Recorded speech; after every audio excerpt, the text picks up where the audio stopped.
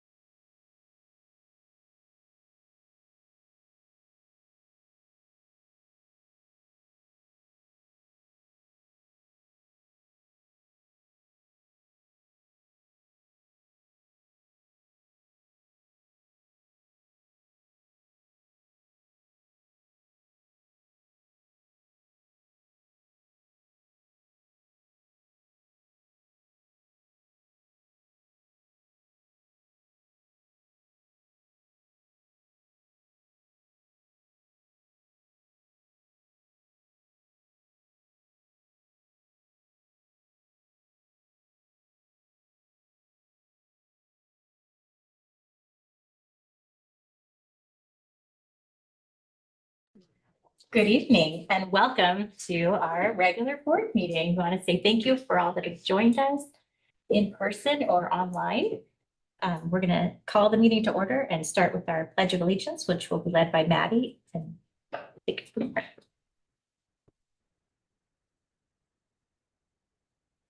I pledge allegiance to the flag of the United States of America and to the republic for which it stands, one nation, under God, indivisible, with liberty and justice for all.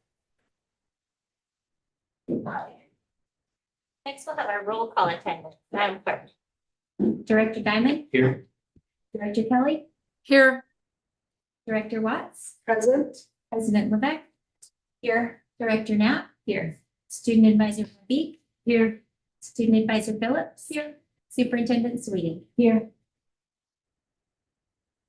All right, next we'll have our approval of the regular meeting agenda. Is there anything anyone would like to change, or do we have a motion to approve the agenda as presented? I would like to make a motion to approve agenda as presented.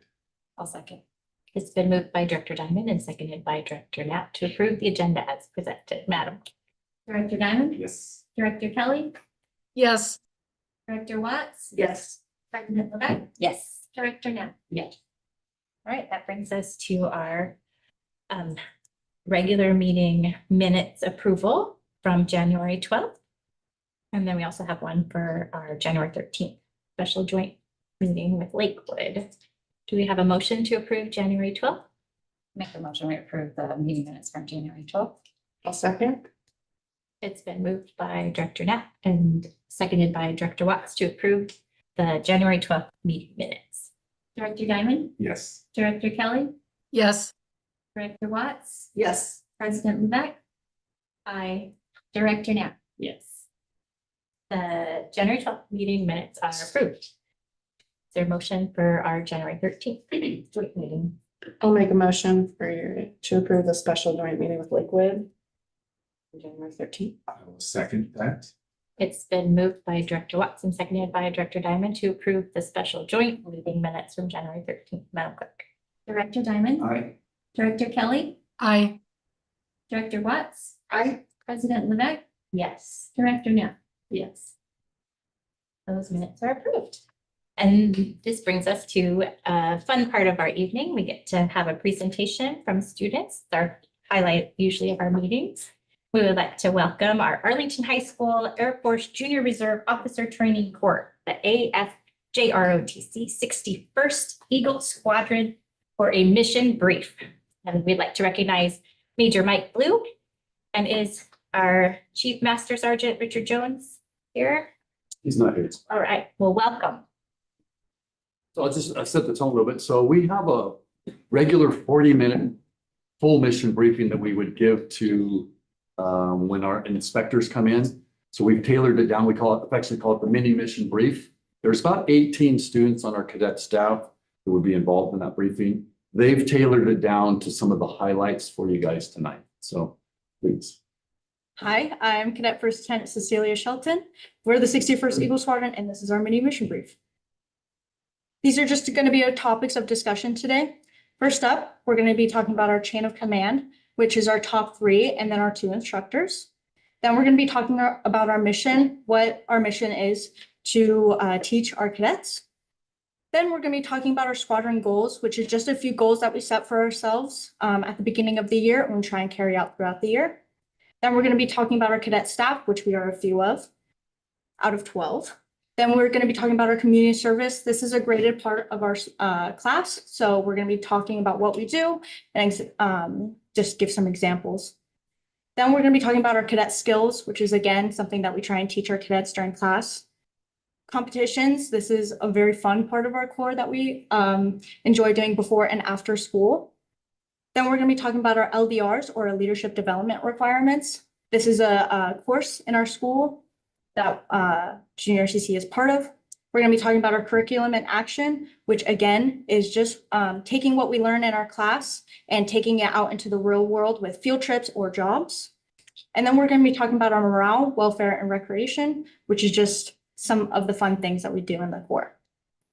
I'm going to be talking about our chain of command, at the top of our chain of command is our senior aerospace science instructor, Major John M. Blue. He is retired from the Air Force after 20 years. Then is our airspace science instructor, Chief Master Sergeant Richard Jones. He is retired from the Air Force after 27 years. Next up is our cadet squadron commander, which is me, Cadet First Lieutenant Cecilia Shelton. Then we have our cadet deputy commander, who's our second in command, Cadet Second Lieutenant Joshua Salazar.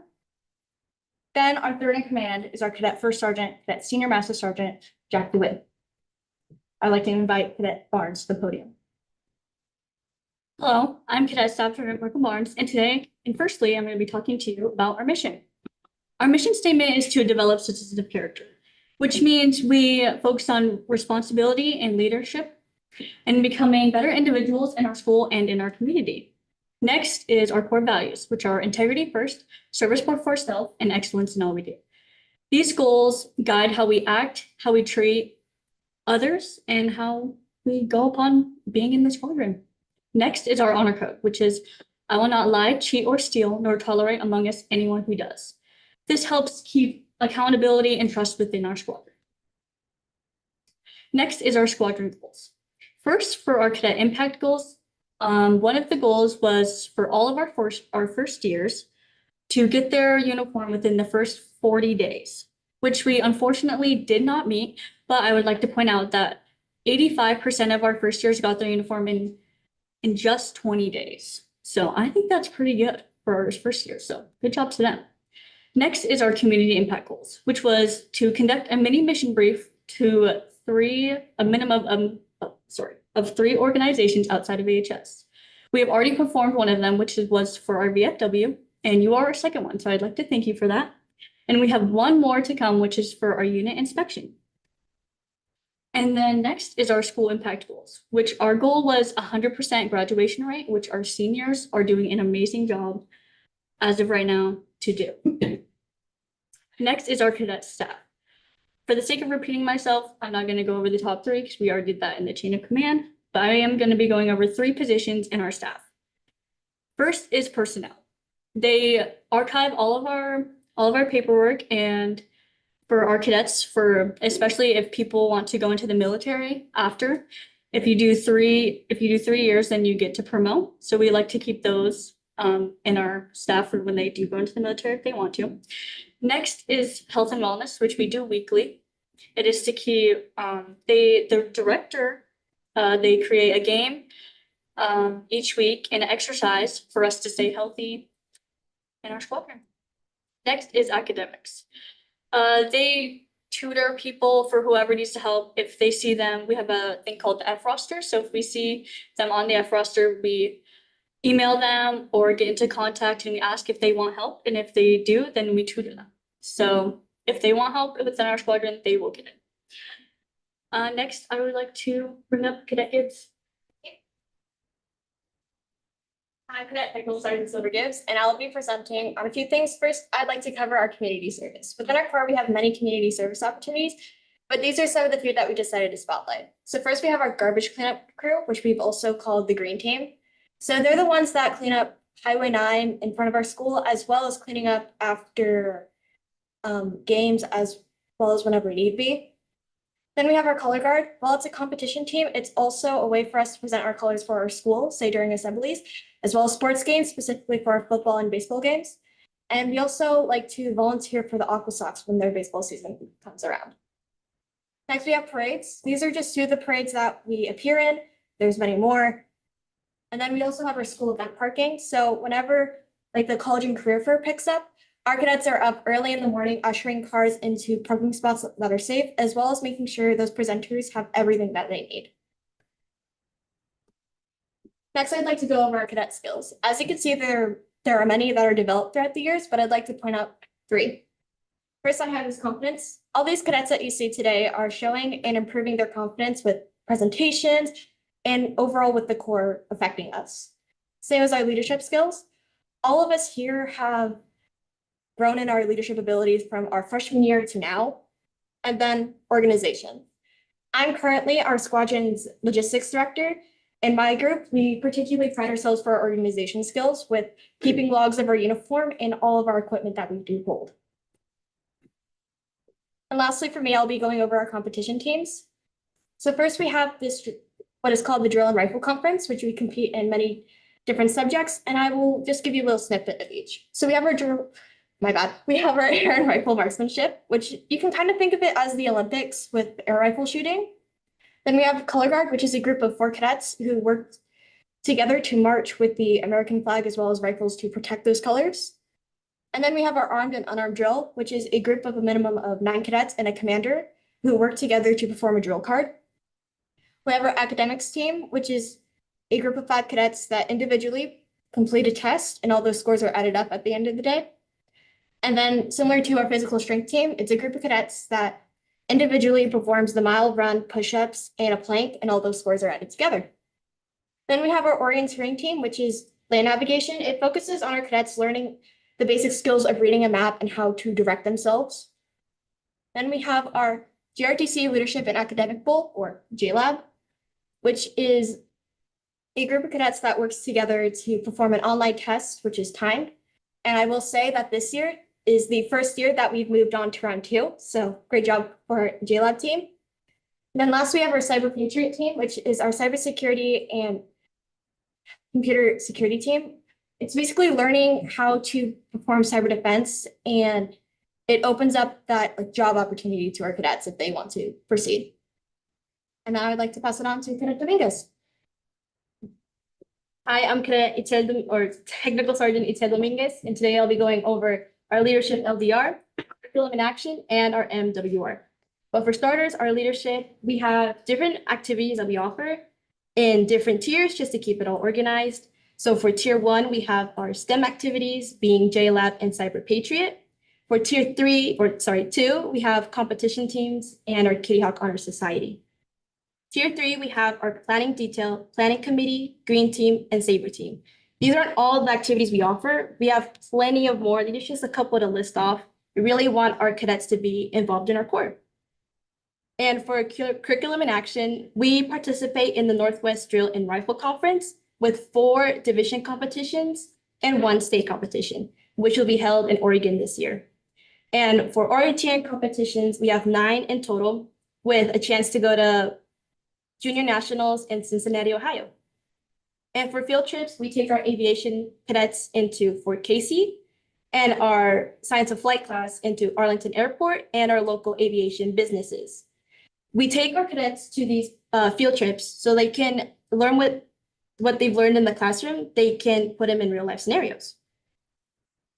And for our MWR, these are more of like the fun activities we do. This is where the cadets get together and just socialize out of a classroom setting, like our winter ball, a couple examples up on the board, and as well as movie nights and game nights. And for fundraisers, we do stadium cleanup, double goods popcorn, and selling ABUs. We're also doing a fundraiser, which is called Pie in the Face, which we'll be doing this February 4th of this year. And I'd like to welcome Cadet Salazar. Hello, my name is Cadet Second Lieutenant Joshua Salazar, and I would like to go over our summary. So first, I'd go with our mission, so which is what our core is even doing what we do, and just pretty much the motivation of why we are in the ROTC. Chain of command, pretty much the leadership from our instructors down to our cadets, since we are a cadet leader-led core. Our squadron goals, so pretty much what we as a core goals we have set at the beginning of the year in hopes of our cadets and the whole core completing them by the end of the school year.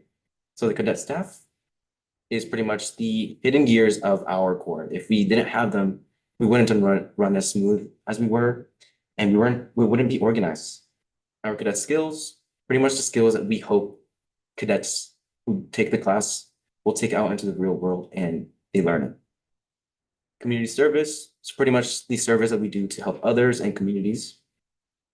LDR, it's just pretty much activities that we do, but they're separated into 3 categories of importance. Curriculum in action, so the activities that we do as a class, so it's either competitions or field trips. The competitions, which is where we go and we have a series of events against other schools, and then at the end, we see who comes out on top.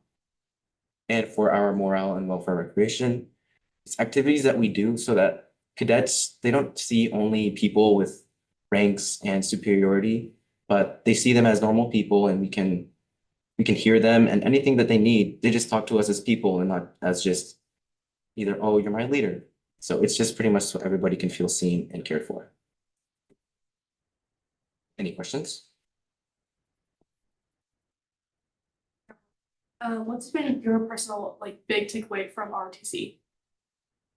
From like, all of you guys as well. You want each one of them to answer? I would love to. Okay, all right. Big takeaway. Great question. Let's go in order. Okay. Do you want me to start or do you want to start? I'll just. You start, let's see what. Oh, you start, you're the one that's putting, you go Yeah, first. go. The big takeaway that I have from ROTC, it really teaches people how to be disciplined, and it gives them help, because we're not only like, oh, it's just a class and then we just give you homework. But like, if you need help in other classes, we even have academics as well. And as well as how they don't want you to necessarily just join the military. If you want to, they'll give you tips. But if you just want someone to talk to or just another class to take, then they'll just be there for you no matter what you want. So I just really like how it's pretty much they mold to you and not you to them. That's pretty much how the class is. And I like that about it. My biggest takeaway has to be the confidence I've gained from it, because I am a senior this year, so this is my last year being able to do stuff like that.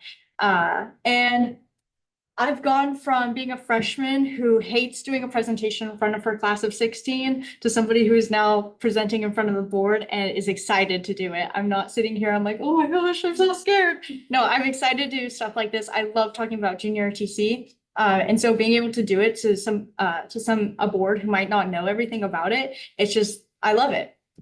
So definitely the confidence that I've gained from it, being more sure of myself that what I'm saying is, I know my stuff. So being able to kind of just share it with everybody. So definitely confidence. My biggest takeaway, I really was surprised by the family aspect of it. I've made a lot of my friends through JRTC because we are all kind of the same. Like, we act the same, we're very respectful, we like to, just hang. I don't know. All my friends are RTC kids, and it is like, it builds your confidence. It really does. Like, I would have never, as CC said, I would have never done this. I would have never thought about it, but I'm like excited to be here and like proud that I actually got up here and did this in front of you guys. So thank you for having us. Thank you. I feel like I'm ripping off of freaking CC right now. It's definitely the confidence that you build from it, as well as like building your leadership ability and knowing how to use your voice. When I came into the Corps, I thought, oh, I just follow whoever's talking. That's what I do. I don't think about it. And then coming here to growing into this, now in my junior year, I'm starting to realize, oh, I'm not a freshman anymore. I'm that junior, senior that I saw my freshman year that used their voice. And just, it's growing into what you saw and thinking, I didn't think I can do this. Yeah. Same with me. Also with confidence, it's a really big thing that helps a lot. And also for me, it was just completely different. Like, it was so out of like what I like to learn and what like I like to do. It was like uniform, know this and that, and it was completely different for me. And I was like, oh, let's try it. So it's a very like unique class, and it teaches you a lot, especially confidence. Definitely that. Jack, do you have anything? Yeah, well, you guys kind of took all of them, not gonna lie. But one big thing that I really liked that I took out of it was the importance of communication, whether that be helping others or myself. Like, when I'm planning events, communication is key, but then also reaching out to cadets that need that help, that's super important. So that's kind of what I got out of it. Any other questions? I have some logistical questions, and maybe Major Blue could answer. How many kids are in ROTC right now? This year we have 75. So it's a little lower than we've been in the last couple of years, but they're 75 wonderful young people. Don't have any ones that really don't want to be there. There's a couple that I'm not sure about, but for the most part, it's students that want to be in the class. And that's what the school board has said since day one, that there's a group of students that this is what they found for them. So glad to hear. It's good, important, yeah. Thank you. How does someone earn their uniform? You talked about that being a goal that you almost reached in the 40 days, but. Yeah, so we have three basic requirements, and that is showing us that they can do basic facing movements, which just right face, left face, about face, just without errors. Then they have to be able to perform the reporting in statement. So every week we have an inspection on Fridays just to make sure that we're wearing our uniform properly. And at the beginning, we have to do our reporting in statement, which is just us saying like, cadet, this is my rank, this is my name, reports as ordered. They have to be able to perform that. And they also have to be able to, what is it called? The ranks test. Yeah, they have to pass the ranks test.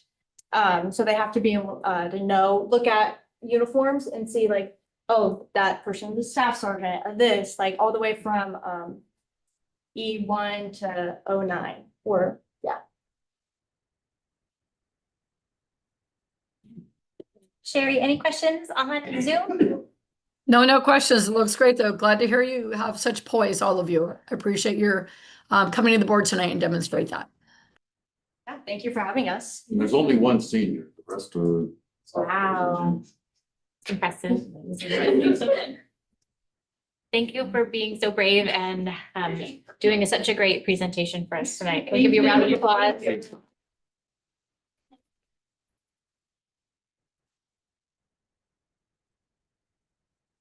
look great. Do you need a picture of all of them, Gary? Yeah, I'll go in the hallway, or. I know, like a board. I mean, they're here. They look so good. So it's right here? Like, get right from the board, or I'll stand up. Oh, yeah. Yes, please. Yep, yep. I'll look different, all right?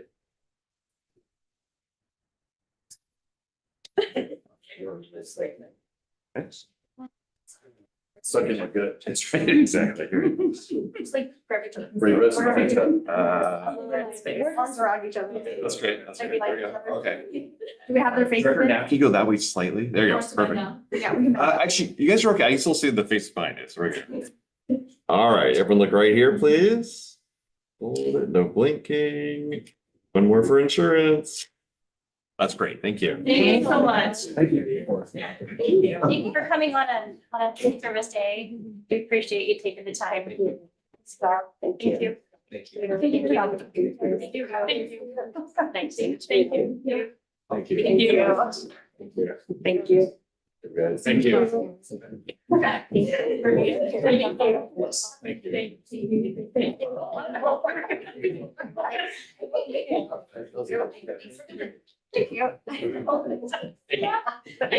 Oh.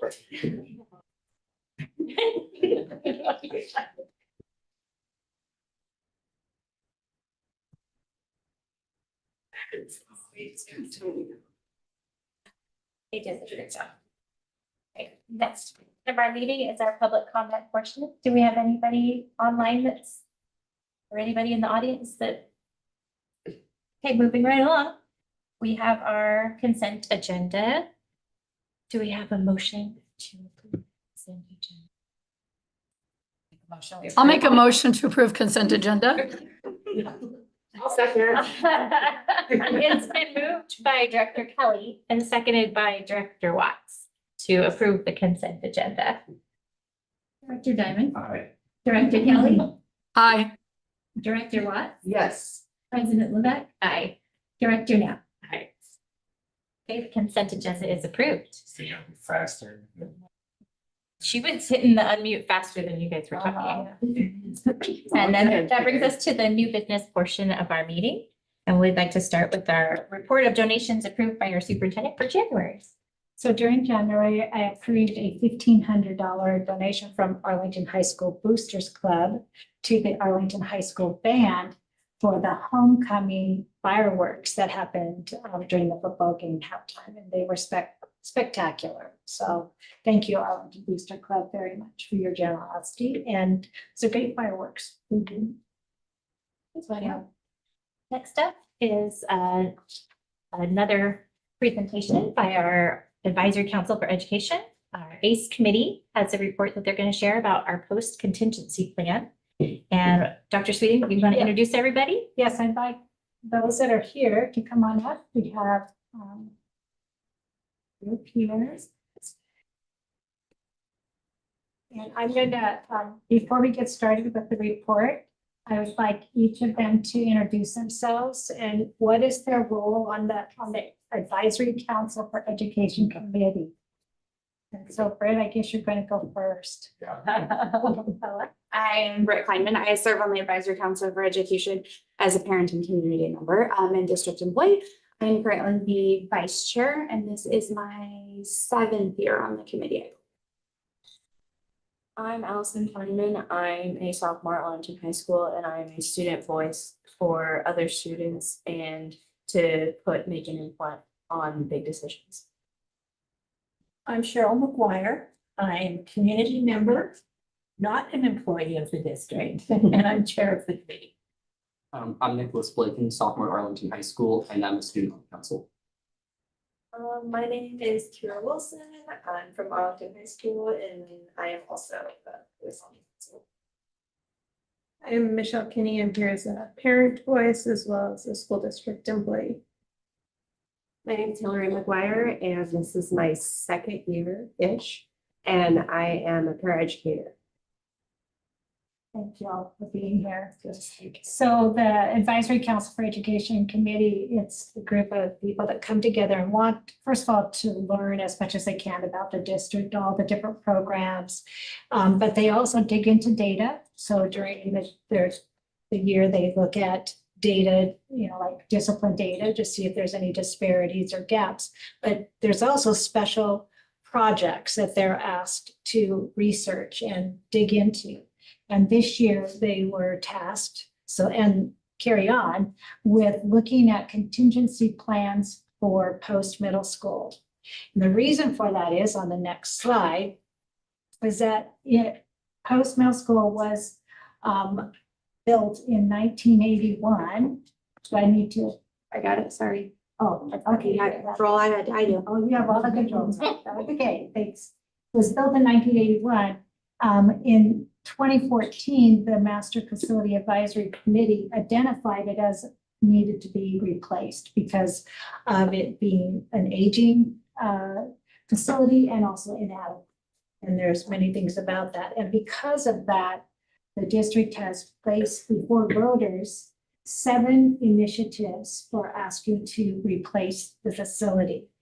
The first 5 were bonds. That was in February of 2018, February 2019, November 2019, February 2020, and then February 2024. Those were bonds. And they did not receive the 60% majority that a bond needed to have. And during that time, there were different reiterations of it. There were different, we looked at different amounts and sought after some feedback. Then again, the last 2 times were in the form of a capital levy. So instead of paying over a long period of time, 20 years, it was condensed to, the ask was to 6 years, made it a little bit more expensive during that, but no interest over a longer period of time. But that too did not, those asks did not receive the required percentage that they needed.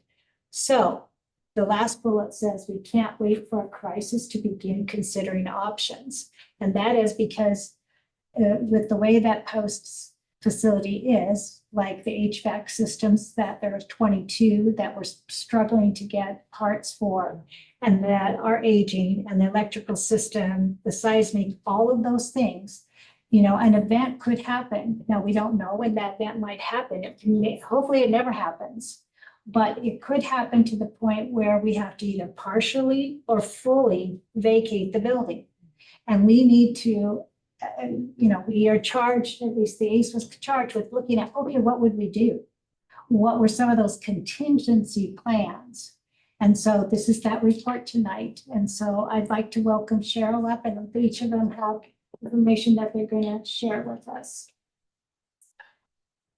That's right. Yeah, okay. All right. You guys can probably sit down. They're welcome to stay there if they want. Okay. They can sit down if they're. I didn't know which you're more comfortable with. Okay, so the people involved were the people that are here and some other people that came. Some came several times, and some came every time. So the ACE committee looked at 3 plans, and we started looking into it in September with the goal of making a presentation of what we'd found out so far in January.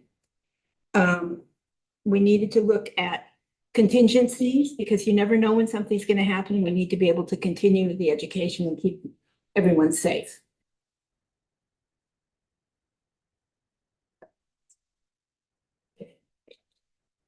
So here are the 3 that we looked at. The double shifting at Haller. So all of the middle school kids would be going. And they just have 2 shifts. And the second one was 6th graders would be moved back into the elementary schools, probably with portables in order to provide enough space. And the 7th and 8th graders would be on the campus of Haller.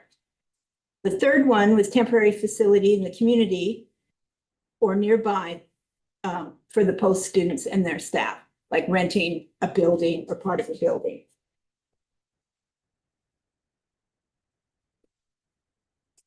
So the double shifting at Haller.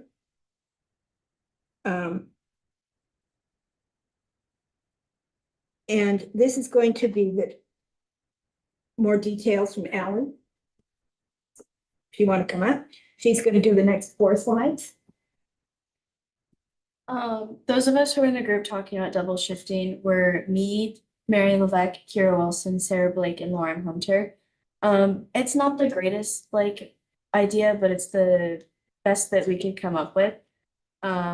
Just so, because it causes a lot of different issues and stuff with double shifting, but altogether it's what we can do. So we have to finalize a shift schedule, which would be morning would most likely be from 7 a.m. to 1:30, and night would be 2:39. So that would either be post in the morning or Haller in the morning, or vice versa. And the high school start time would have to change to 7 a.m. Because of bus routes. Transportation reconfiguration, we have to rebalance the bus routes to get them so that everyone can be picked up, high schoolers, middle schoolers, and dropped off at the correct time. With the double shifting, that's more time that drivers are going to be out. So we have to meet their rest requirements with their hours.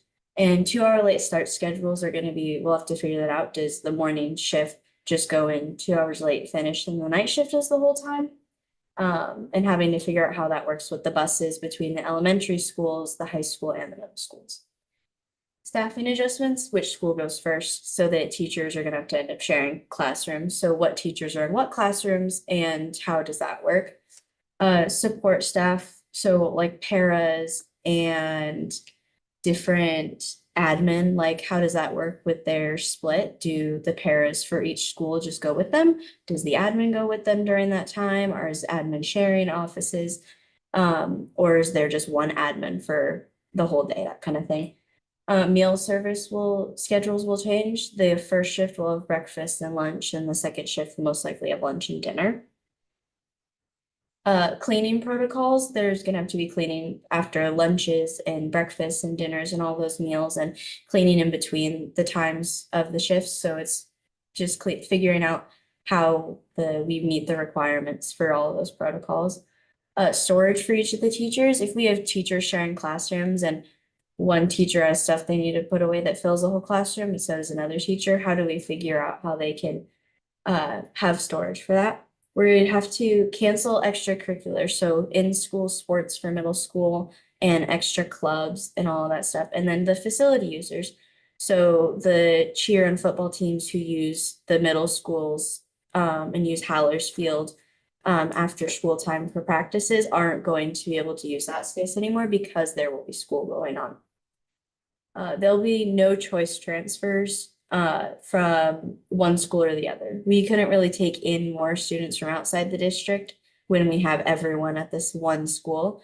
And if you don't like that your school starts in the morning, you can't just switch to the other school to go in the afternoon. New pickup and drop off times with the school starting at different times between like 7:30 and 1 and then 2:30 and 9. It's just different pickup and drop off times. And then the bus routes would change because of pickup and drop off. And then support for special programs. We have to figure out how would the life skills and EBD and SPED programs work. And then the specialists, the kids that do music or shop, how is all that going to work when we have 2 different shifts when there's not a lot of time?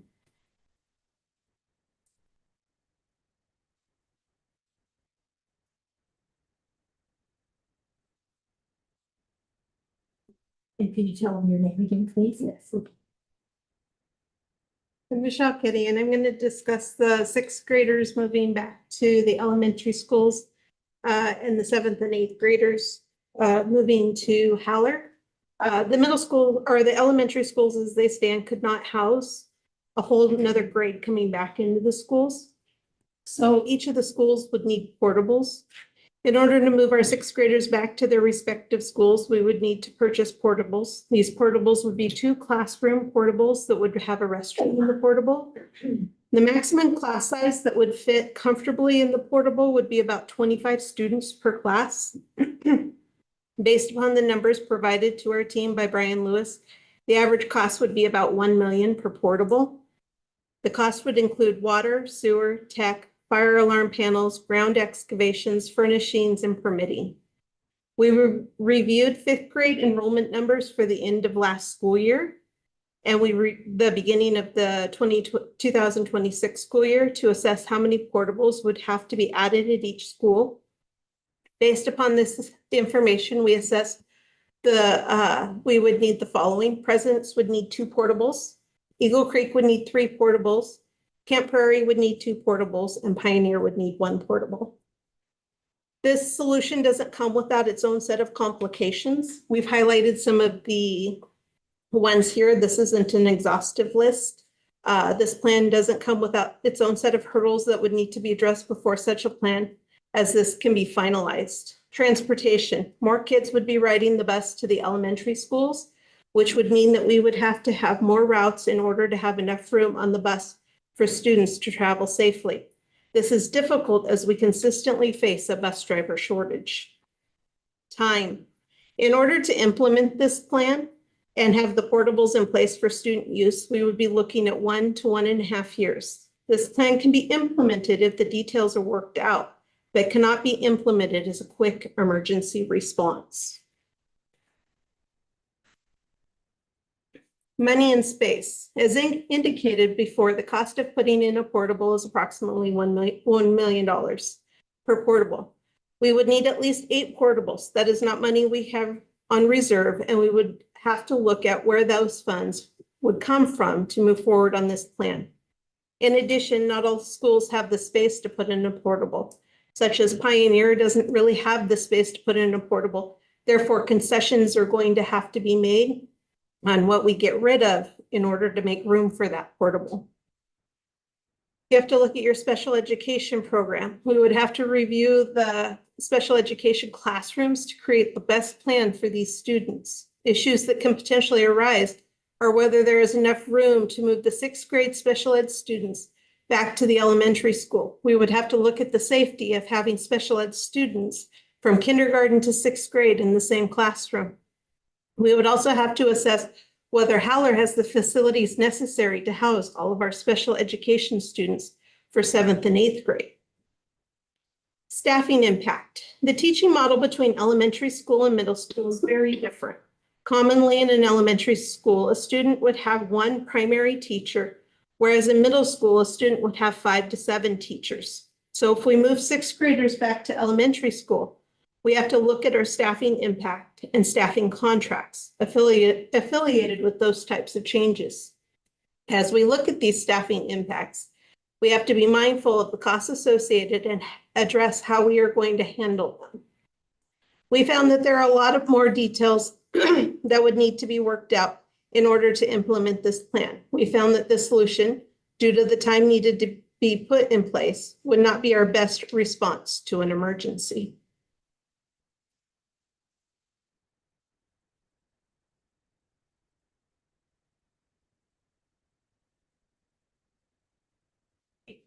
We're gonna share a little bit about our research and what we found with looking into alternative locations as a temporary solution for ghosts. Okay, so our group members for our part of ACE was me, Brett Kleinman, Chelsea Weft, Hillary McGuire, Diana Wood, and Chris Sweeting. And so we just looked at a variety of options that we've seen implemented or that we have thought up. And there's a variety, but at this time, we found that our current options don't really match what the district would be able to do feasibly in the amount of time or the amount of money that we have, as it would often involve passing another sort of levy. So go back a slide.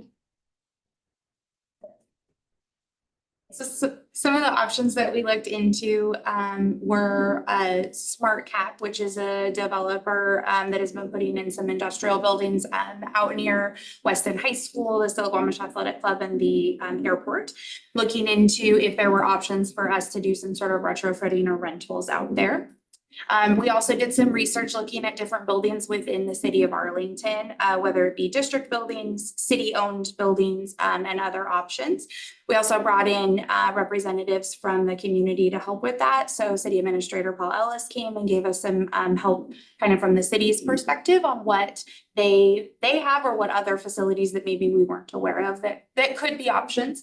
We also looked at buildings outside of Arlington. The big things we looked into when we were looking at facilities both in and out of Arlington is what that impact would look like for students, staff, safety and security, and then looking at some of our support services. How are we going to feed these kids? What will that look like with food service? What does transportation look like if we're moving such a large group of kids from in town close to many of the other schools to either out of Arlington or out to Smoky Point? Like, how does that logistically change our transportation? And then many of our buildings share support services. So we share speech language pathologists, our occupational and physical therapists are shared between buildings. And what would that look like if we now have a building, you know, quite a ways from kind of the core hub? And how would that impact our students that really rely on those services? And what would the impact be on families and staff looking at transportation and logistics with the changes of relocating an entire building? We really also had to look at the cost of trying to kind of start up a whole new building. If something catastrophic happened at Post and we needed to go somewhere else, we now need a building that's large enough for 700 students plus staff. We need all new furnishings, security. You know, there's so many layers to the things that are needed. We talked about some creative options, donations, GoFundMe, pleading to people in our state who have much deeper pockets than we do. And really we tried to look at it from all different angles. As a group, though, we really felt like at this time, there is not a feasible option for an alternative location for this Plan C or looking at other facilities in our community. Our committee feels like we dug into as many options as possible and did a lot of research to try to come to this conclusion. And our recommendation to ACE and to the school board would be, if we're going to look into alternate facilities, would be to be looking more long-term, not short-term, and potentially looking into like some modular options. So we've provided Dr. Sweeting with some ideas and some research we've done on some modular options, but knowing that those would be something that would need to be a long-term, like post-replacement plan, not necessarily a contingency in the short term.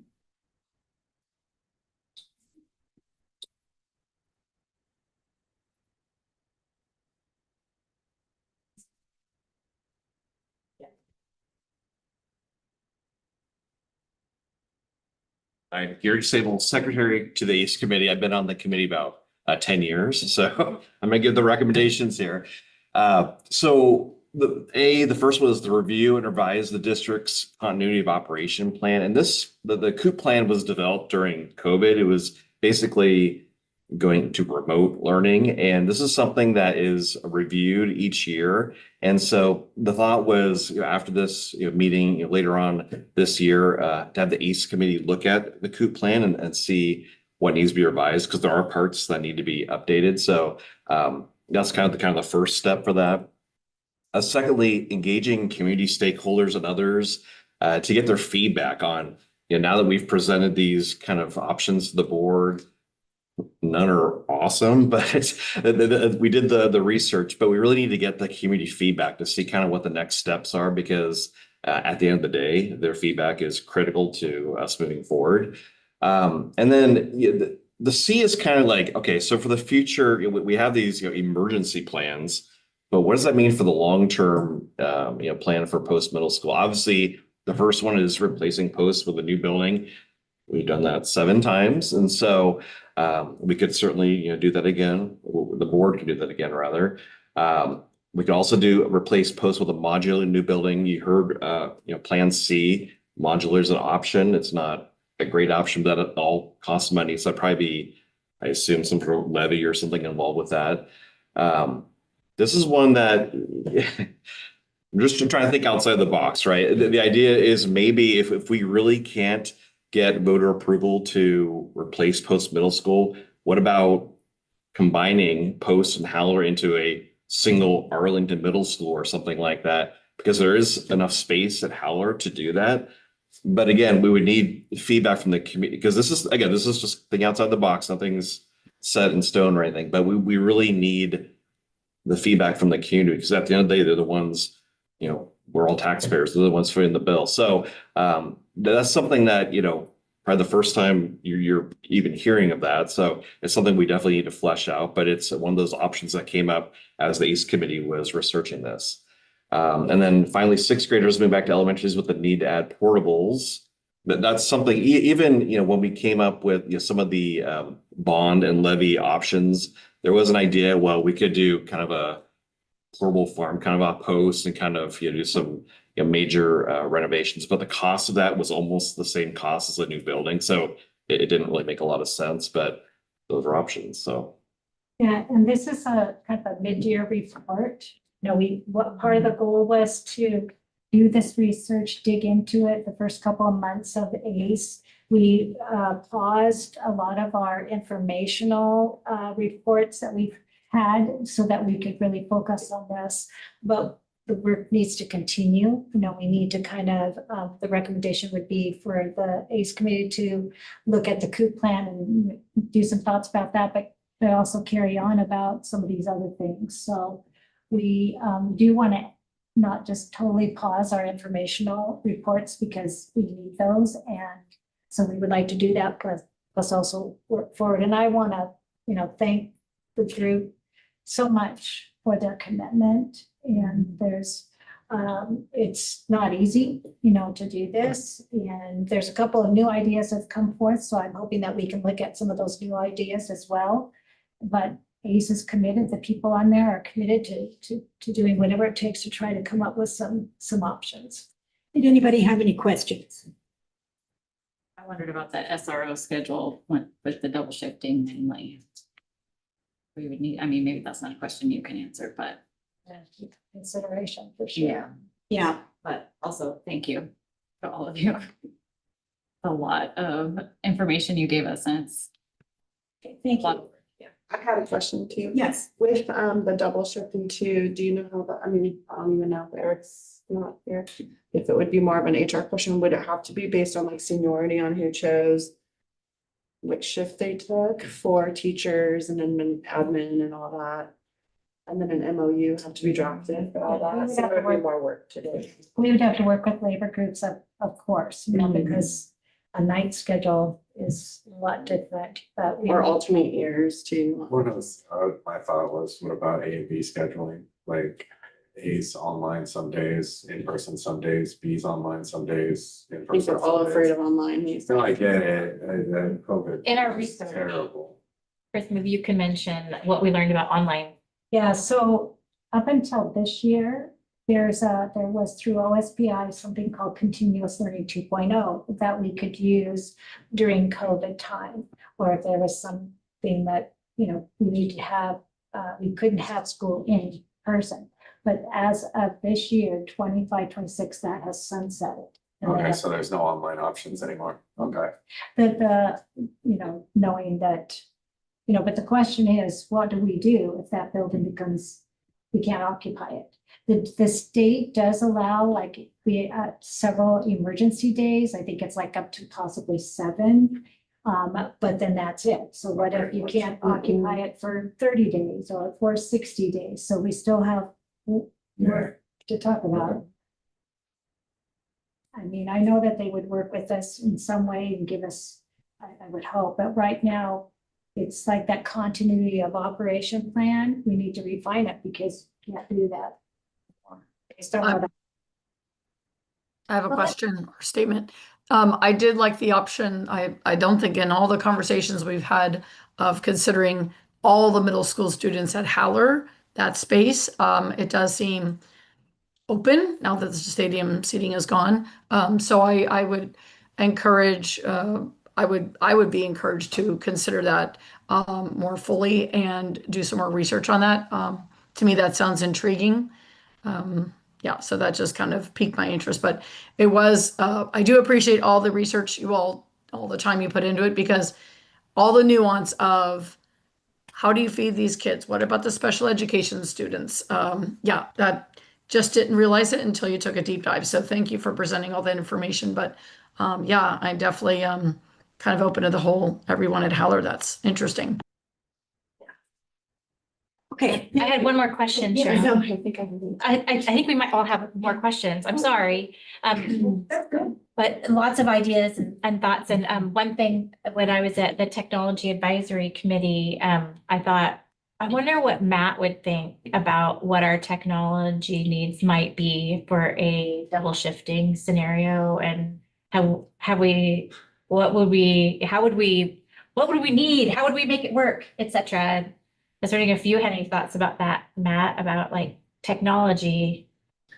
Sure. So we have different platforms that we're using right now for Haller and post different programs for our one-to-one. So I think first we need to take a look at a realignment, make sure that those both match up.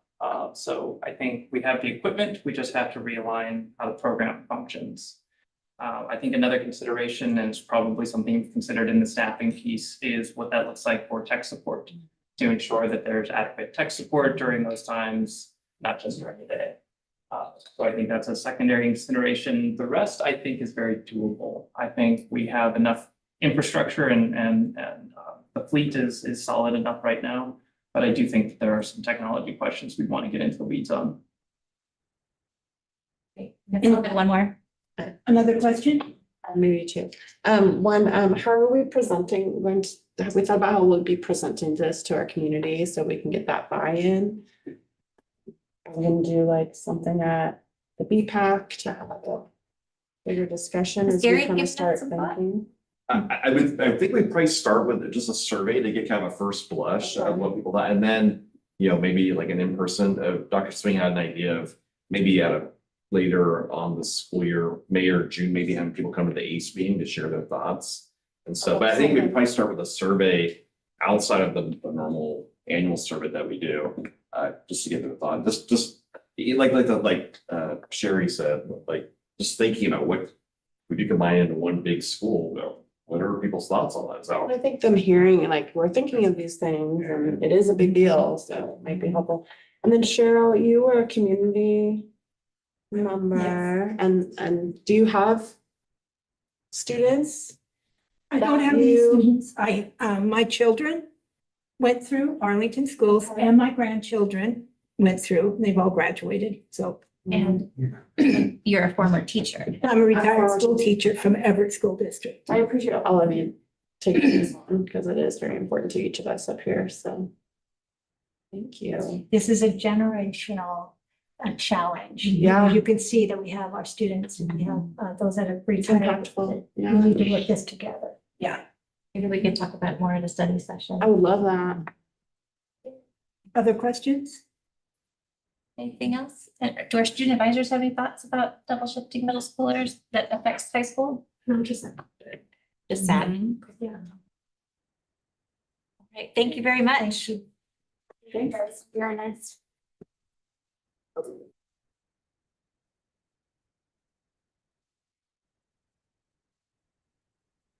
Right, next up, on our new business portion is our financial highlights of our current budget.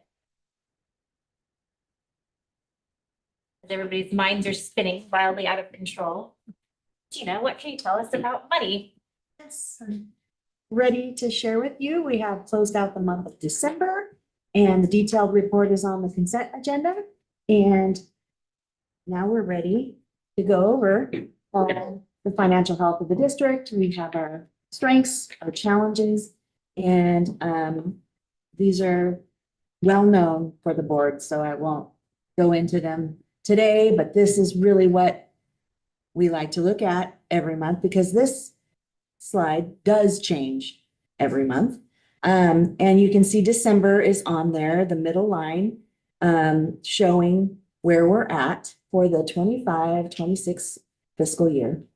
And notably, it is higher than the last 2 years, which reflects the multi-year effort that we have been making to rebuild our fund balance. It reflects the reductions that we have had to make in overall spending across the past few years. And it also shows you just how long it takes to see the impact in the numbers for something such as the big turnabout that we've had to do to get our costs down. So that's a good picture. But we're not done. We're not done working because our financial challenges remain. And this is the same. Board is very well informed about the factors that are our challenges. Our enrollment, it is 77 students less than estimated as of the January enrollment count. I believe that's what that is as of. And that, because it's an average, it's going to creep up as the year goes on as well. And we do lose students that move on throughout the year. So that number as an average is going to continue to be a bigger number. So it might be at around 80 next month. And that average will then be adjusted from our monthly apportionment from the state. So just trying to help iterate that for the board as we experience the impact of the lesser enrollment than we planned. Interfund loans are going to be necessary for those low points, mainly June. We may need to utilize the authorization that was provided in the last board meeting, allow resolution 2601, which would allow for us to do an interfund loan from our capital projects fund if necessary. We did do that in an abundance of caution because we don't know for sure whether we will get down low enough in those low months. March is another one that's getting right down to the bottom of the barrel before we experience another precipitous increase from all of the tax collections that come in April, causing that swing. Our expenditures are pretty level from month to month. It's our revenues that really fluctuate. So we haven't had to utilize that interfund loan. We did not for in December and didn't have authorization anyway. Weren't expecting to need it in December. In January, we know now that we will not be utilizing it for January. I'm reporting on December, but I know now that we will not be utilizing it for January, and that's a good thing. We may not have to utilize it in February either, but I will continue to report back on that. So federal funding uncertainty. I still don't have a lot of new information in regards to our federal funding. We seem to be no big surprises at this juncture for our federal funding for the 25-26 school year. The low points we already talked about, we're continuing to closely monitor our cash flow and our balance available for paying the month's obligations. And again, if we do have to get a loan from the Capital Projects Fund, we will have sufficient resources by the end of the fiscal year to pay everything back to the capital fund with interest. I'm continuing to leave this in as a background for what has happened with our fund balance across the multiple years. And that we're continuing to have to really contain costs and be really cautious. With the 25-26 fiscal year, we had planned that we thought we were going to be able to grow fund balance again by the end of this fiscal year, another jump. But with our reduced enrollment within this year, we're going to be hopefully holding steady, not able to actually grow our fund balance this year. So. And so kind of a summary presentation today, just really updating that we're on track with where we should be or have been for our fund balance and cash flow for this year, and no big surprises or other things to report. So, any questions? I don't hear any questions. Thank you very much. Next up is our 2026-2027 student enrollment proposal. I'd like to welcome Brian Lewis, our Executive Director of Operations. And this is an action item, and it's also a student advisory vote.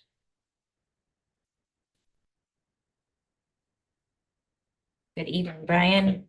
Good evening. I almost said good morning. Why I would say that, maybe because it's dark and it's dark in the mornings too. Okay, so I'm gonna stop and reshare here.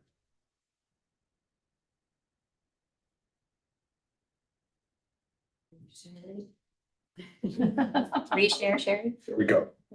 Okay, that's what I would like it to look like. Okay, so at the last board meeting, I provided an enrollment preview, and I told you I would be back at this board meeting with a recommendation for enrollment in 26-27. So there are a number of slides that are repeats from the last presentation. I'm not going to spend a lot of time. I'm not going to spend any time on those, except that I'm going to go right to the enrollment recommendation.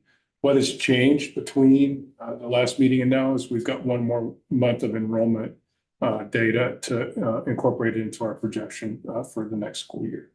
So there is going to be some small changes from the enrollment preview amounts and the current proposal.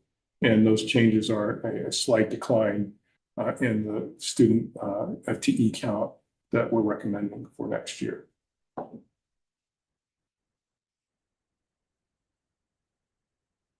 Go right to those.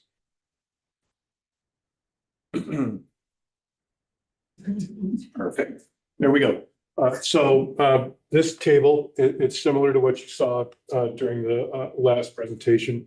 What it's showing is our 25-26 budget for each grade level. What we're anticipating, Gina talked about a number that is our current deficit in terms of enrollment compared to budget, actual enrollment compared to budget. This is extending it out through the rest of the year. And then the three different methodologies that we spent some time in talking about in detail about how they're formulated. And there's three different ranges that are presented: a low, medium, and a high enrollment projection. What staff is recommending, by staff I mean the cabinet, we've been reviewing these numbers, and what we're recommending is going with the low range of student enrollment. That's taking the most conservative stance in terms of what we would expect for enrollment next year. And the big reason for that is this is what we think the actual numbers are going to be. And we want to be as conservative as we can because it establishes spending levels and allocations for next year when we adopt this enrollment projection for next year. So by grade band or by grade level, excuse me, or school level, we're looking at divisions in K-5, 6 through 8, and 9 through 12. And with the low range of enrollment projection, looking at a total 99 FTE decrease at K-5, 37 decrease at 6 through 8, and an increase of 9 through 12. Well, Brian, why are we anticipating an increase in K-12, or excuse me, 9 through 12 when we're looking at decreases in the rest of the grades? The part of the reason is that we've got bigger classes moving up than we have coming in to replace them. I won't tell you the gross metaphor that I discussed this morning during cabinet about, a visual metaphor about how to envision enrollment, but it involves, a large group moving through the system being replaced by a smaller group. So that's what we're basing the recommendation on for the low range for next year for 26, 27. And looking at it, I'm going to spend a little bit of time. This page also has the by grade level. And I'm going to spend a little bit of time looking at the elementaries in particular. And you can clearly see that we've got smaller classes coming in behind larger classes that are exiting. Now, this will change over time, but these kinds of enrollment levels are, live with us for 12 years from kindergarten for 13 years, actually. So they changed somewhat, but we talked about the factors that influence those changes. And the biggest one for us is going to be, assuming no more pandemics, the biggest one for us is going to be students moving into the area or families moving into the area with new students or moving out of the area with their current students. That would be likely the biggest influencing factor that we see. We know what or have an idea of what the birth rates are going to be moving forward. And they're not going to increase in such a way that they would replace the current students that we've got. So if we're going to see any changes, it's going to be because of new residents moving into the area. Brian, can I ask a quick question? Yes. Oh, sorry, I didn't mean to startle you all. I know the omniscient Sherry. A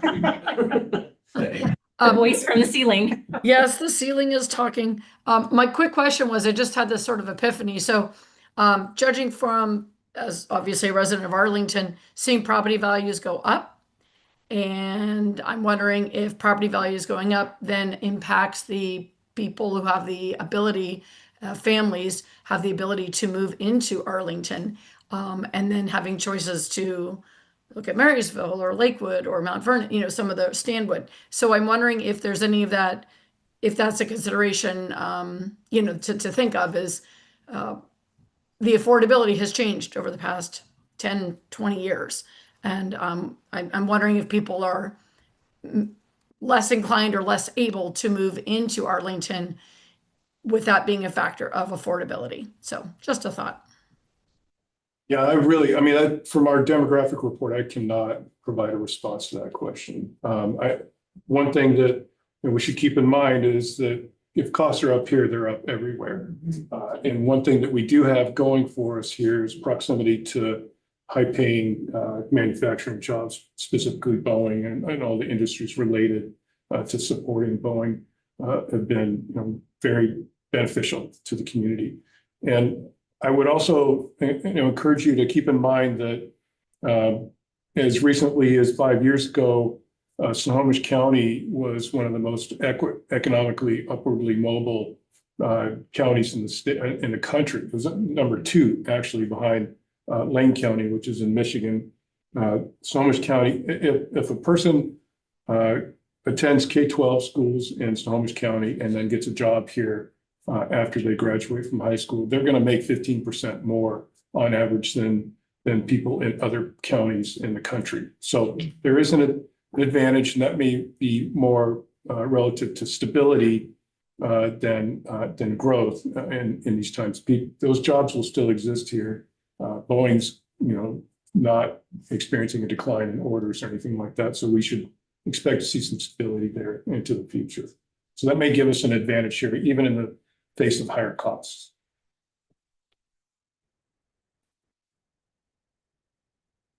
Thank you for answering that great question. Any more questions?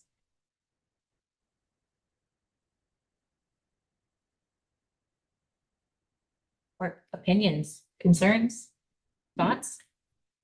Well, we had a very interesting conversation with someone that's wanting her kids to possibly enter public school. She's looking at our options. She has a first grader and a kindergarten, and there's a lot of fear. I'm sure she's not the only one of hearing behavior issues or the safety concerns of schools. Trying to dispel some of that fear for her, but it's a real thing. So there's ways that we can do PSAs or tours for those that are scared. Because I'm sure she is not the only one.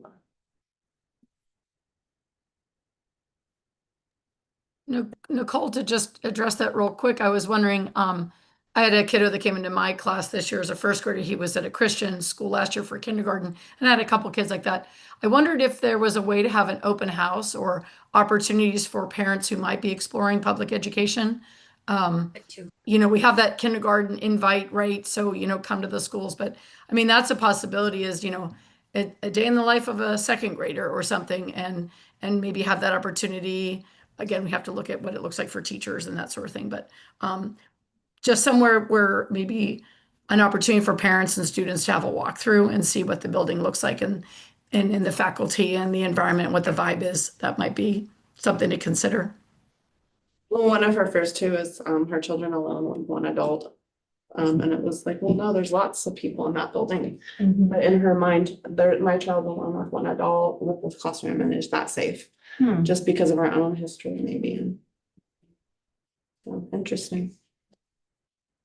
To see the structure would be good. So is this the most conservative option, is the 5338? No, I mean, We could go more out of the range of conservative. options that we presented, this is the most conservative one, but we could always make, what I would call subjective changes based on intuition or instinct, and not really data backed up by data. What would 1% less? Now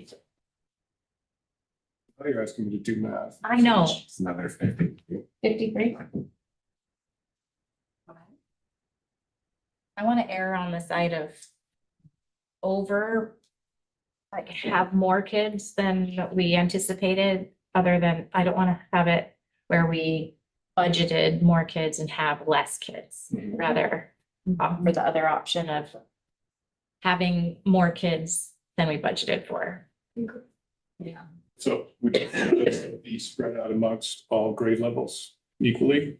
That's a great question. Yeah, and this is where, we Yes. get into trouble. I'm not trouble, but problematic maybe would be a better word to describe it. It's like, where would those be? Which class sizes and. Yeah. When we start. about 9 through 12. And we are, we're right on. Gina had provided a report today for our compliance with the K-3 ratio. We're right on. And it's very important to be right on because we would lose funding if we're not. And then for the other compliances on our social emotional support, staffing, we're right on that because we could lose funding if we're not. So it's a balance, between these. I know that the 88 less, it's got a little bit of reach back into this year, to make up for this year, for the loss this year. Sorry, Chris, we have adjusted this to take into account the differences in grades 11 and 12 for budget from last year. So that has been included in this recommendation. Because there was a fairly large discrepancy and specifically in those two grade levels. But it is true, this year we had said it would be about 30 less and we ended up being now 75-ish to 80. So So I'd rather go 50 less than have 50 more, What did we do last year? Did we do low or did we do? We did low. Yeah. Okay. and we were So, off by what, and then we were- 2%? Yes. Almost 2%. And it's a balance, I know Gina, the balance of how low do you go because there's, the revenues and the expenditure.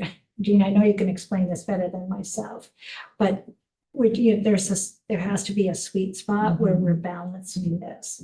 But yes. Yeah, because these numbers we use also then based on board approval. to estimate our revenues for next year. So. it And we've cuts it hurting from both ourselves. places. Right, It affects for the several budget. months It's- before January. We have to get as close as we possibly can to what we think. We really need a crystal ball in this room. Sherry, do you have any thoughts about this? No, I'm also a bit a conundrum. You know, I want to err on the side of the most cautious, but understanding what Dr. Sweeting was saying about our numbers for K3, that's a mandate we need to fit in between there. But yeah, it is. It's kind of like throwing darts. I mean, I definitely want to go for the low. And can I ask that question? How much did we go with low last year, or did we do medium? Low. We went low. And how much off the mark were we between, you know, the actual and predicted? I think Gina just said 77 so far. 70. So that was it. So we had projected that, so we're 77 off. Right. That seems pretty. I mean, that seems pretty good. I mean, if I'm doing stats, I think that's pretty good out of what 5,300 kids or something. So just to be clear, Sherry, if we extend this out to the rest of the school year, then I'm estimating we're going to be 106 off. It's we're Right, that's 77 off right now. It's going up. Yeah, I hear that. That's still 2%, within 2% of plus or minus of the actual. And last year we were over. Yeah. By like 100. Yeah, we were up by 75 last year. Interesting. But it's those kinders. Bring them in. I don't know. At that point, maybe, you know what Mary said, I mean, maybe we just go 1% or something. I mean, if it was the 2%, I'm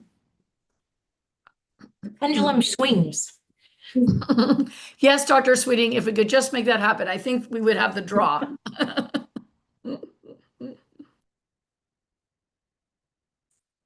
And Brian, your recommendation is we do it the low. I'm sorry, what? Your recommendation is we do the low. Yes. Yeah, that's 5338. Feel like that as well. Cause again, like it's a kind of a crapshoot, you know, like we were 75 ahead the year before, 77 down this year. Like this is by data, this is the best case scenario. And we could be 100 up next year and not even down 88. You know what I mean? Like people moving in, people showing up, people, you know, it's just.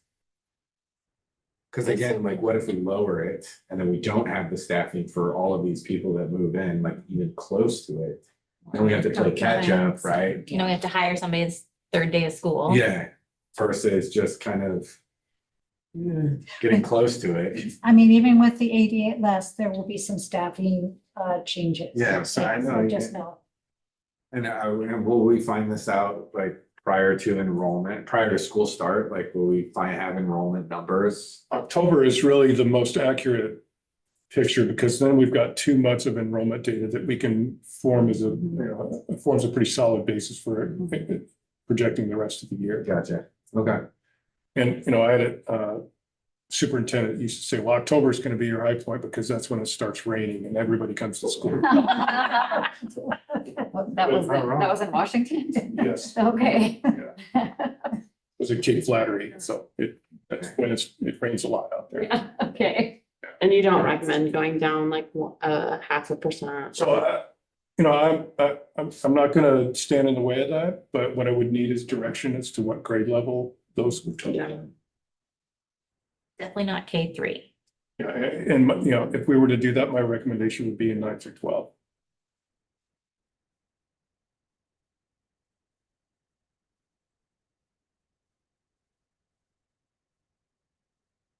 We need a decision by tonight. If you want to go home at a decent hour tonight, Matt. Yeah, tonight would be better because then that would, you know, we would forestall it till the next board meeting in February, which would put us a little bit behind in terms of budget. So do our student advisors feel like they could weigh in with what their thought might be? I think shooting low is the best thing you do, going with his recommendation, but maybe looking at taking the 0.5% or 1% off just for safety. So we don't really know what's gonna happen next year and going off what numbers we've had this year and the last one, maybe taking away from 9 through 12, just also because of Running Start and more. I feel like we've seen that more kids are actually leaving the high school. So 1.5% would be about 80 students, so about 80. It'd be 52 more students for 1%. What if we just said? If we took off a half. What if we just said an even 5,300? That would take 38 kids off. Be a nice even round number. Take them out of 9 through 12. Don't you like it, right? That's how we make. That's my rationale. Nice round numbers. 38, it's less than 53, it's more than 20. What do you think, I Brian? would suggest grades 11 and 12, Yeah. if not 9 through 12. Okay. We have more, the ninth grade population is a little more solid. They don't change so much, they grow. In fact, it's the 11th and 12th grade that do decrease, especially after January. Running Start is going up and stuff like that. too. Kids Well, dropping and out. a lot of students, they find out that, after semester change, that there's, their hopes for graduating in the current year may not be there because they're credit deficient, and they leave. Student Advisor Van Beek, what are your thoughts? I like the idea of doing well. And yeah, maybe adjusting it a little bit, like all you guys have said, Running Start and people dropping out, Just want to play it safe. What number would you recommend? That's 52.99. 52.99 What for do you math. think? What's your? Gina, Do you what do you want have? to say a caution around, using that as a, go too low because staffing adjustments have to be made and That's one whole. FTE. attrition That's one is FTE right there. likely to be the solution. But if we go too low on enrollment, you may cause us to go into a different mode when we run all the staffing numbers and discover that we don't have enough retirees or resignations and shifting of who needs to go where to fit within the revenue footprint that is also going to be generated by those numbers. I say we trust Gina. That's why I'm. That's what I That's was why I'm thinking. at worst Gina, case what would be scenario. your magic number? I That think one? I think that was it. the presentation from Brian is, and, adjustments that we made, already to go with a sentiment that we had known was there, to be cautious, that, to have good information to be able to make a decision tonight. If there's not a For that. decision tonight, Thank you you have for to that. do math, it'll come back in a week. And then that we're delayed another, that time in the planning that has to happen around the staffing. So there you go. No Thank you. answer isn't. Thank you for the non-answer. We appreciate it. I say we trust.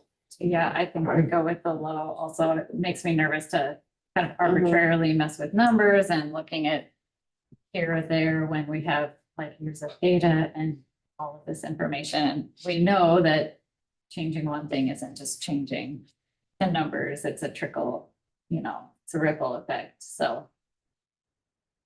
I don't know, I'm okay with the recommended.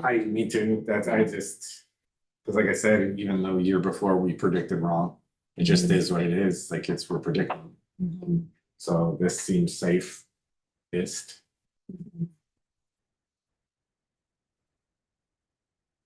Real.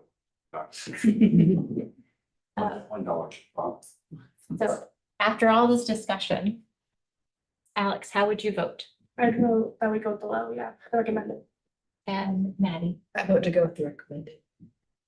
Why do we have a motion? I'll make the motion to approve the Yeah, I'll make it that. recommendation. Approve in the enrollment. Okay. Okay, Yeah. I'll make a motion to approve the enrollment figures for I'll second. Say a number. 5338. Is that correct? That's what it said. Okay. I second. So many numbers stuff. It's been moved by Director Diamond and seconded by Director Kelly to approve the student enrollment for next year for 5338. Director Diamond, Aye. Director Kelly, Aye. Director Watts, Yes. President Levesque, Yes. Director Knapp. Aye. Okay, there's your numbers. Thank you, Brian. Thank you. Thank you for that discussion. Nice to be informed. And a little terrified. Okay. Next up is our second reading and adoption of board policy 1630, evaluation of the superintendent. Dr. Sweeting. Yes, so this is the second reading. There's been no asks of changes. It lists those 8 criteria that we just saw in the study session, so it's good to go. But do we have a motion? I'll make a motion for the adoption of board policy 1630, evaluation of the superintendent. I'll second. Oh. I'll second It's that. been moved by Director Watson, seconded by Director Diamond to approve for second reading adoption board policy 1630, evaluation of the superintendent. Director Diamond, Aye. Director Kelly, Yes. Director Watts, Yes. President Levesque, Aye. Director Knapp. Yes. 1630 is approved. Okay, next up is our second reading and adoption of board policy 3143, notification and dissemination of information about student offenses and notification of threats of violence or harm. It's like a little song. It's long. It's the longest title I think I've ever seen in a policy. So the last time we talked, we had a little bit of discussion around the last paragraph, which is where the change comes in. And sort of settled on the change, because the question was around what does detainment mean, but it's really about the rapidity with which we notify parents or guardians of a student's involvement or potential involvement in a criminal action that happened on school property or at a school-sponsored event. So there were discussion, but no recommended changes last time. So what are your thoughts now? This is another student advisory vote. You might want to weigh in about any thoughts you have about notification. Something I'll say is I know last time we talked about the use of the word immediately and what that exactly entails. And I know we talked about, does that mean when the person has all the information, when like they just like find out? So do we want to keep that word or do we want to change it to something more like describable? It gives more like more of a time frame. That's a great question. I like it.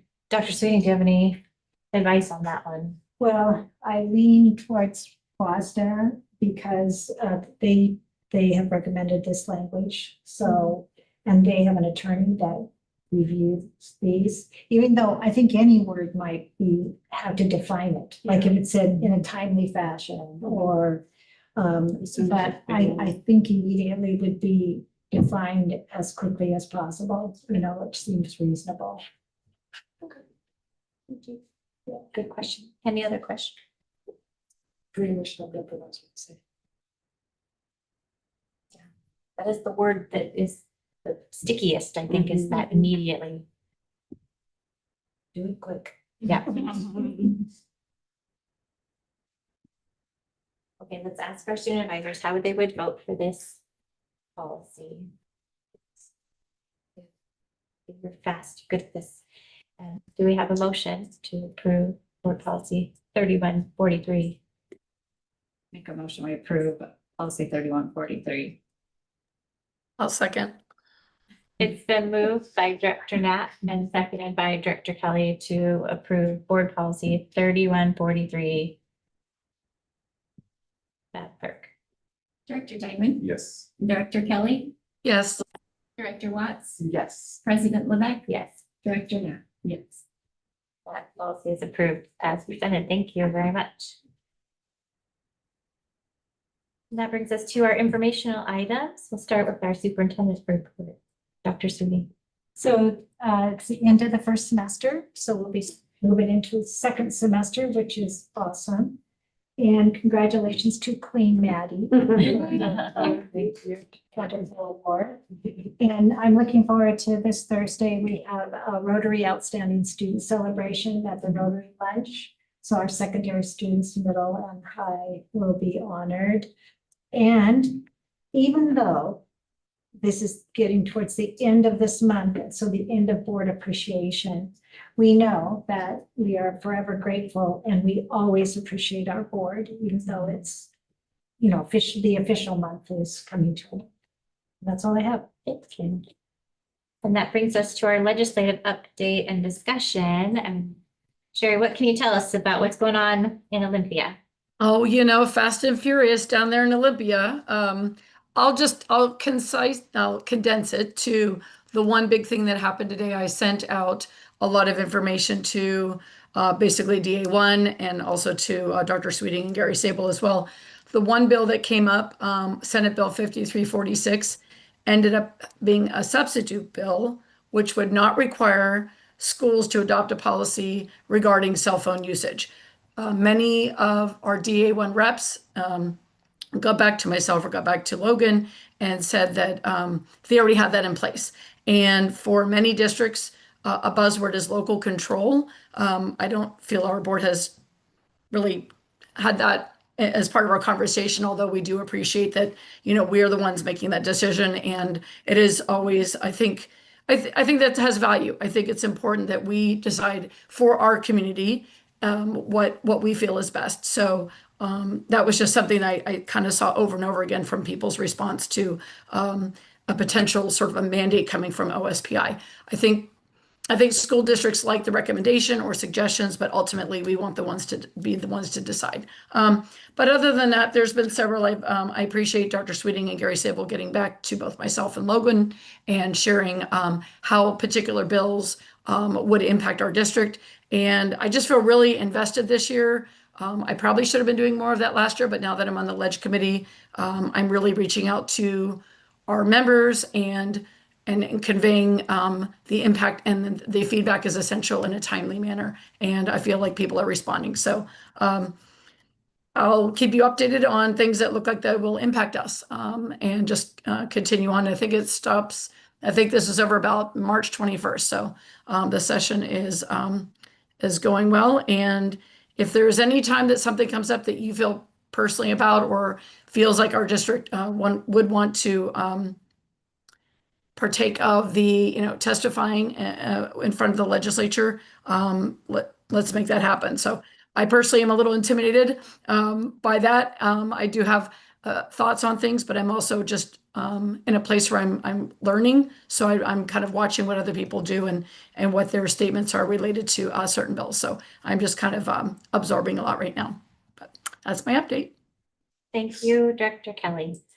And now that brings us to comments from our board members. I'd like to start with our student advisors.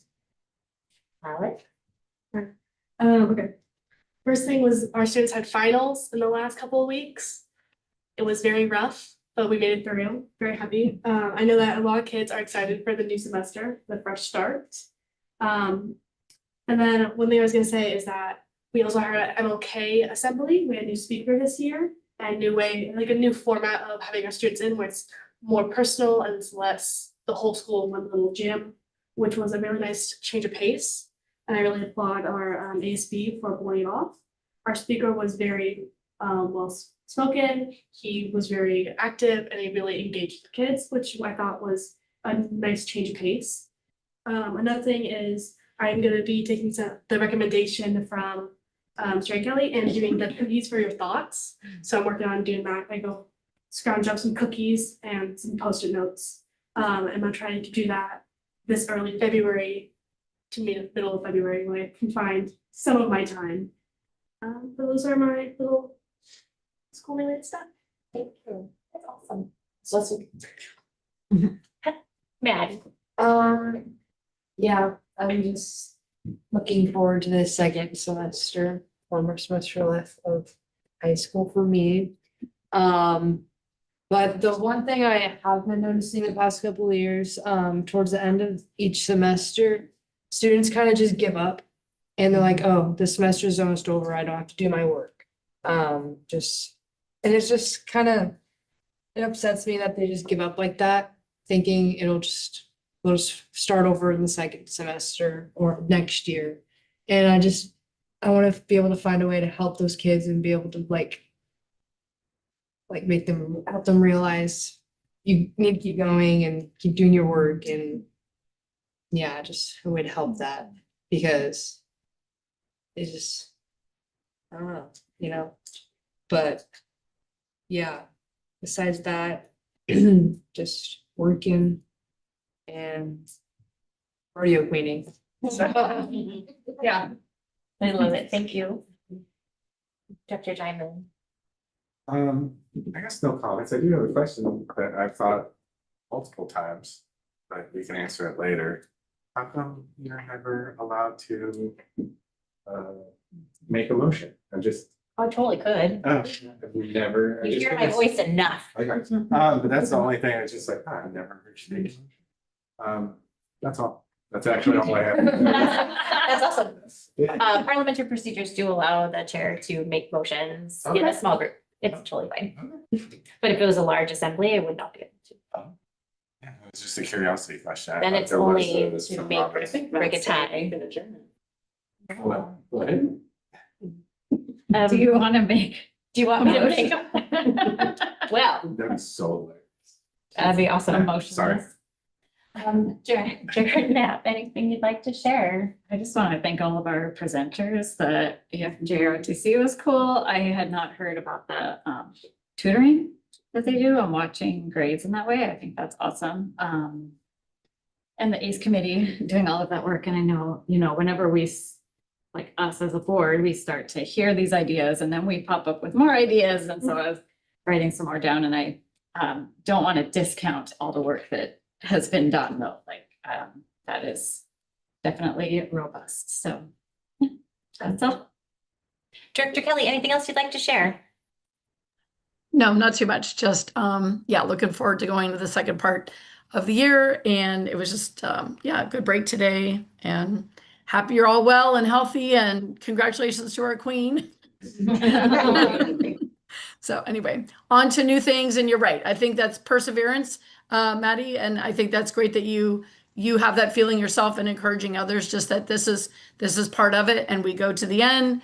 And it's a continuum, you know, and not to, it's always great to think of that restart, like Alex was saying, you know, it's a refresh going on to the next semester, but you got to go to the end. You just got to keep going, plugging away and making it happen. So kudos to you for having that work ethic and encouraging other students.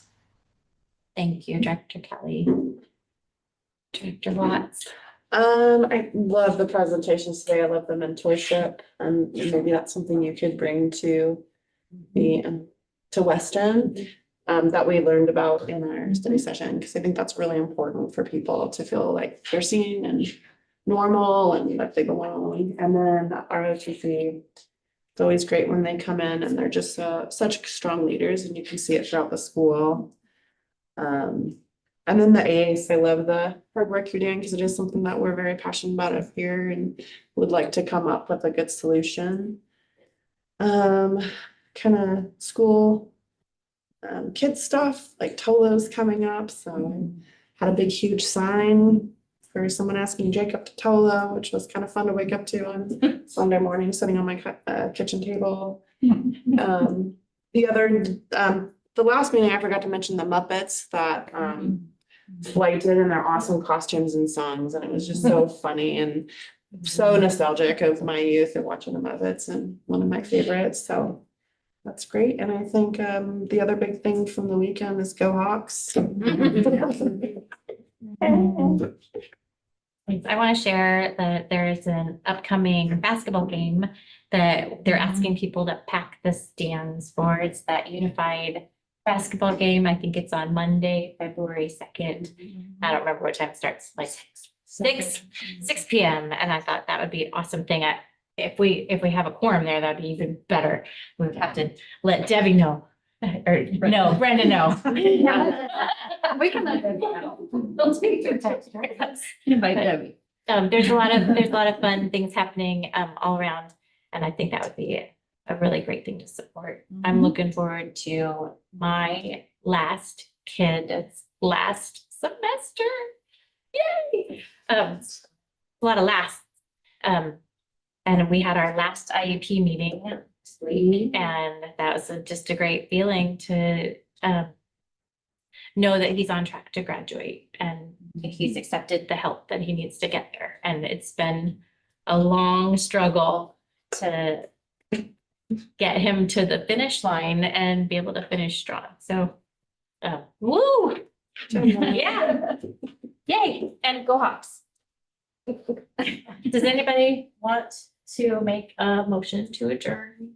Our next meeting is February 9th. Tuesday. I would like to make a motion to adjourn. It's been moved by me, Mary Lett, and seconded by Matt Diamond to adjourn our meeting.